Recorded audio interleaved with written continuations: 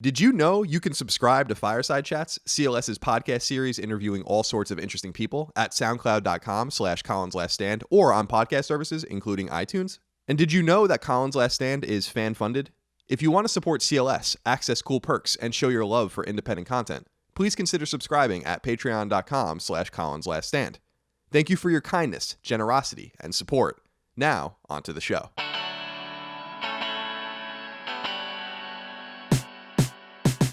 Greetings and salutations. Welcome back to Colin's Last Stand side quest right here on YouTube. My name is Colin Moriarty. As always, I hope today's video finds you and yours very well. Today, I want to talk about the game Kingdom Come Deliverance that just came out a couple of weeks ago. It sold over 1 million copies. It's a huge success, actually, for Warhorse Studios, the Prague-based developer that worked on it for many years. But the game wasn't without its controversy, both as it was incubating and being developed and in its post-release kind of format. There are people in games media and in the games industry and some players that are calling the game racist, the guy behind the game racist, the studio racist, and all of the rest.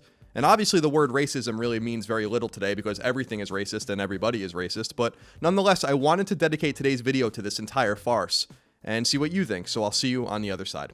7 years ago, Czech gaming developer Warhorse Studios was founded with a big objective in mind: delve into the thriving fantasy, open world, and Western RPG genres and playstyles, and come out the other end with a more realistic game.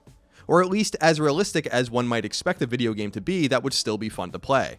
It would take place in a real locale during a real historical era, the Kingdom of Bohemia during medieval times.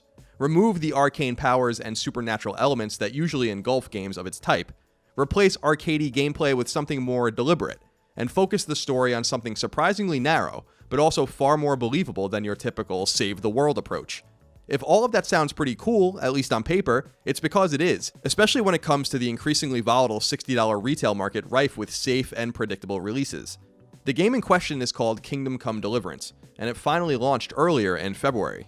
While suffering from some bugs and a few obnoxious gameplay elements, neither unusual traits of a freshly launched open-world RPG, Kingdom Come Deliverance has found moderate critical success and an audience that, in its growing numbers, has far outpaced what must have been even the rosiest estimates as to how it would do at market. In barely 10 days, Warhorse Studios' first product has surpassed the million-sold mark, a fantastic milestone for the upstart team out of Prague.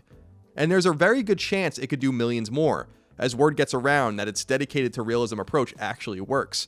I, for one, can't wait to jump in, though I must admit that, with other games occupying my time, I'm happy to wait until a few patches clean things up before losing dozens of hours of my life to medieval Bohemia. But our tale doesn't begin and end here.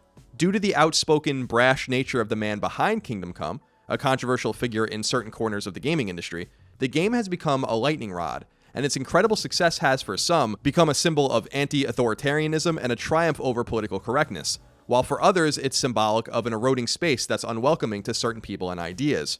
For me, though, Kingdom Come Deliverance's million sales and counting represents something else entirely. The rise of an increasingly savvy pool of reasonable and level-headed gamers who are unwilling to succumb to the same old, tired, character-assassinating talking points, and the stunning defeat of a small group of waning, neo-puritanical gatekeepers who, yet again, vastly overestimated the weight and gravity of their endless moral indignation. The game's crime? It's pretty much exclusively full of white people. Compounding the crime, Warhorse Studios, when criticized, didn't make any changes and in fact doubled down and defended their design decisions, helmed by their leader.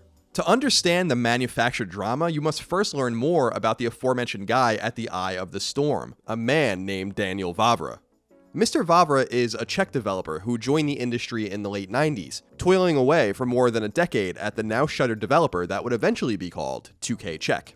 He was a prominent member of the Mafia team, and following Mafia 2's launch, he founded a studio, Warhorse, to make his own game, Kingdom Come Deliverance. Thing is, you need to see Mr. Vavra through the gaming industry's hyper-liberal lens, for he unabashedly isn't, for lack of a better term, one of them. He's something different. If he doesn't call himself a conservative, he often sounds like one, which, in and of itself, stands out in such a heavily hive-minded development scene. And it turns out that his dedication to speaking his mind and being himself paid dividends. But it was far from clear that Mr. Vavra or his game would survive the barbs being thrown at him, and portions of the games press did what they could to ensure that he would pay both a professional and personal price for expressing his controversial and sometimes ineloquently delivered views. In an industry where most of the conservative and libertarian developers I know and have encountered over the years keep quiet in order simply to survive in a line of work largely hostile to them, Mr. Vavra seems quite comfortable under the spotlight's glare. His outspoken support of the Gamergate movement is, in particular, one of his calling cards, one that has made him profoundly unpopular with the mainstream games media clique, which in turn has greatly affected both pre- and post-release coverage of his game. But it's the utter ineffectiveness of the negative press that might be the biggest story of all. Predictable corners of traditional games media, along with those in their orbit, have gone out of their way to misrepresent and mischaracterize Mr. Vavra, his studio, and his game, and some to this day refuse to even cover the game at all.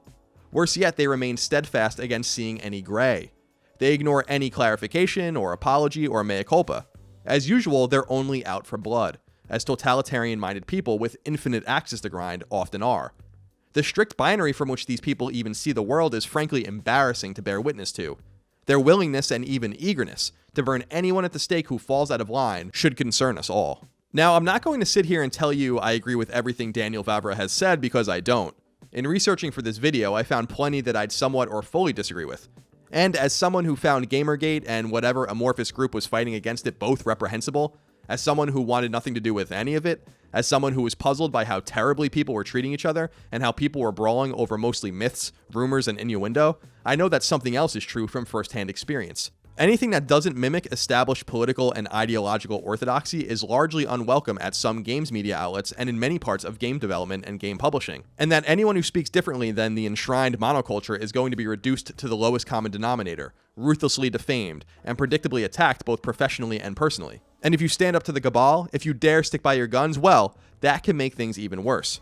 For such an apparently forward-facing and technologically progressive industry, there are many within it that would love nothing more than the elimination of wrongthink. The origins of all this drama can be traced back to a Tumblr account called People of Color in European Art History. Back in early 2014, when Kingdom Come Deliverance's popular Kickstarter was still collecting funds, a reader wrote in with a screen grab of his or her correspondence with Warhorse Studios asking about the game's ethnic representation. Warhorse responded, noting that in 15th century Bohemia, it would have been, quote, very, very rare to see a person of color, particularly because of the tiny area and short period of time the adventure takes place in and over. This, in turn, morphed into your predictable brand of manufactured online melodrama. The Tumblr blog went on to post multiple pieces of Bohemian and related art that showed people of color, and concluded by completely and utterly misrepresenting what Warhorse said about representation. Quote, it literally says we left ethnicities just because there were none in Bohemia at the time, end quote, is what the Tumblr author wrote. But that's not what Warhorse said at all. The misquote and misrepresentation is mere pixels from the actual quote, but nonetheless, the die was cast. Not a huge surprise, as at the top of the same piece, the blog's author complains that Vavra and company must also be sexist, as they had a stretch goal on Kickstarter for a playable female character. If you don't get that particular complaint, rest assured no one else does either. You'd have to live in another universe to get it. From an optical point of view, Mr. Vavra did himself no favors, repeatedly proclaiming that there were no black people or other people of color in 15th century Bohemia at all, something that's probably close to being true, but something that's almost certainly not true in totality. What he probably should have said is what Warhorse said on Kickstarter. It would have been incredibly unusual for you to see someone who wasn't white during this time in this place. He probably should have noted that his developer took on the added expense of hiring a full-time historian and fact-checker whose entire job is dedicated to preserving the game's utmost historical accuracy, something completely unheard of outside of a couple of outliers, like Assassin's Creed games, and that they've consulted and worked with nearly 24 more to retain as much authenticity in a game staking its claim in authenticity. And he probably should have noted, as he's noted since, that he's making the game he wants to make, and that doing so doesn't make him a racist or a Nazi or anything else. In fact, anyone with a little historical knowledge could tell you that comparing someone from a country run roughshod over by actual Nazis during the actual World War II is probably a bad idea. But asking the totalitarian-minded to learn or understand history is typically a heavy lift. Yet for years, Kingdom Come Deliverance was often written about through this lens. One of the biggest articles penned about Mr. Vavra during the game's development cycle was from Kotaku, an interesting read chronicling the seemingly reasonable and adult interaction between two level-headed people, but one still fed to the masses with Gamergate front and center. Stashed in there are totally reasonable quotes from Mr. Vavra explaining his stance, but burying the lead and creating an incendiary headline is far more effective to generate clicks. Fast forward a few years, and Eurogamer's review of the game is borderline comical when, towards the end, 5 paragraphs are dedicated to Kingdom Come Deliverance's lack of people of color, which it calls, quote, a big problem. Throw in Eurogamer's complaints about how women are treated in a game that takes place in medieval times, and needless to say, you've got yourself a head-scratcher. It's almost as if there's an underlying intention to discredit and ruin a person underneath it all, no matter what. And trust me, it has worked with some readers of these outlets. Just look at a letter written to the editor of Metro Gaming, which failingly asked readers to boycott the game, calling Mr. Vavra, quote, an unashamed racist and sexist. He even throws in a little barb about a person working on an unrelated game being a, quote, massive bigot, and that he was fired. Quote, I hope the gaming community does more to thin out the cancerous elements that infest it. The letter's postscript concludes in alarmingly fascist tones. There's nothing like a good old-fashioned purge to ring in freedom. Regardless, as the months and years went on, the narrative remained unchanged right on through launch, so much so that it would be easy to miss the fact that Mr. Vavra took the time to clarify pretty much everything, and even apologize for his own part in the drama and for some of the stupider things he said. Quote, I apologize for my lack of care and thoughtlessness in my personal communication, which has led to misunderstandings in the past. Should I hurt feelings or give the impressions of propagating a kind of ideology, I apologize for that, end quote. But there is no forgiveness, no understanding, no gray area, no agree to disagree, none of that. Not when it comes to the ideologically pure members of games media making mountains out of molehills, culminating in one outlet outright refusing to cover the game at all. Since they don't see eye to eye with Mr. Vavra, since he, from my point of view, unwisely supported Gamergate, since he is making an Eastern European game through an Eastern European lens, he must be all of the bad things they say, and possibly even worse. Racist, sexist, bigoted, misogynist, a Nazi. Is this really the kind of industry we want? Do we really want to characterize people as the worst possible thing, reduce them to nothing but a caricature of a monster, to assume that everyone is terrible? Why are we letting people who act like this represent video games, the gaming industry, and its consumers? The good news, considering Kingdom Come's success in the face of all of the drama, is that people appear fed up with the manufactured narrative propagated by a small handful of media types, with power slipping more and more out of their fingers each and every day. And that to me is great. I'd rather think the best of people, be a person who seeks to forgive, to see the other side of things, to hope for better, and to reach a hand out to those who disagree, than live in an isolated tower built on orthodoxy, where even the people I'm attempting to reach don't like me. Why would you want to live that way? What's in it for you when everyone else but you is bad and evil and terrible and garbage and trash? It's ridiculous. All you need to do is read the likes of Eurogamer's comments and comments on Waypoint's decision to see that even their own readers are turning against them. In fact, the only place that seems to universally hate Mr. Vavra and his game is Reset Era, the place where people who don't play video games congregate to talk about video games. I read plenty of what Mr. Vavra wrote and said that I disagree with. Some of it was cringeworthy, frankly. But I simply am not built to think the absolute worst about a person, especially when there seems to be an end goal to take everything a person says wildly out of context and craft illustrations solely meant to humiliate and ruin. That's not who I am, and that's not how I operate, and I know I'm not alone there. This man didn't kill anyone, he didn't hurt anyone, he didn't insinuate anything terrible about anybody. He might have misspoke a few times, and he's standing by the historical accuracy, or what he sees as the historical accuracy, of his game. In an interview given way back in 2014, Mr. Vavra said this, and it shines through to today. Forgive the length of the quote, I think it's important that it's included here. Quote, I think that what we are doing is really something no one has done before, and we are really trying to do it as well as we can. A realistic, historically accurate depiction of medieval Europe with a mature story. And then we are called racist because there are no people of color in our medieval bohemian world. And on top of that, we are called sexist because we had a stretch goal to add a playable female character in our game, as if it was costless to write and implement a whole new questline into the game. All this when the game is in an early stage of development and they don't have a clue about the actual story.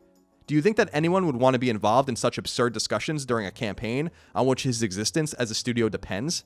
This has happened to many developers. Assassin's Creed had 5 different articles about its lack of a female character on the front page of an industry website one day. 5. Next to each other. And we can continue. The Far Cry 4 cover scandal. Stanley Parable was accused of racism. WildStar was accused of sexism. God of War, Hotline Miami, BioShock, Divinity Original Sin, Witcher.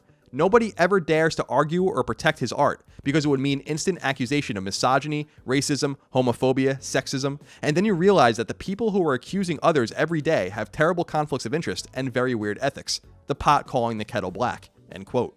I couldn't have said it better myself. This is a teachable moment, my friends, something we should all take to heart, not just here in the world of video games, but in our everyday lives too. People are complicated and multidimensional. We're prone to making mistakes, and we often misspeak or say things we wish we could take back. Sometimes you're going to feel that a person is wrong or misguided, but that doesn't necessarily or probably even likely make them a bad person, or an evil person, or a person who harbors terrible feelings. There are truly abhorrent people in the world. Real racists, real bigots, real sexists, real homophobes, real transphobes. I suggest we keep our powder dry for those inevitable moments where we have to speak up and act, and not waste it by swinging at anything that moves, which is the MO of a shocking number of people in games. The rather amazing success of Kingdom Come Deliverance in the face of some of the absurd coverage it has endured is a testament to the open-minded, kind, and understanding nature of so many gamers around the world, and how we, adventurers in fictional worlds, can be a part of positive change in the real world too. While toxic identity politics and those obsessed with othering and destroying their ideological opponents have undoubtedly seeped into gaming's bloodstream, there are many, many more across the political divide of all colors, religions, and nationalities that wish to find peace and tranquility with others. As always, we have to be the change we want to see, and I'm so pleased to see that change being fostered all around us. Let's continue to do the hard work of mending fences and giving others the benefit of the doubt when and where they deserve it. And when it comes to a game developer whose crime seems to be thinking differently than other people, and occasionally sticking his foot in his mouth, I'd say we can find far, far worse. Well, that's it for this episode of Colin's Last Stand Side Quest. I hope you enjoyed it. Let me know what you think in the comments. I will be reading them, as always. Thumb up the video if you liked it, thumb it down if you don't. And, of course, share Colin's Last Stand, the podcast, the shows, whatever, with friends, family. Let them know about the might, the majesty, and the wonder of CLS. I will take no more of your time today, but I do appreciate the time you have given me, and I will see you next time for more Colin's Last Stand Side Quest. Keep on gaming.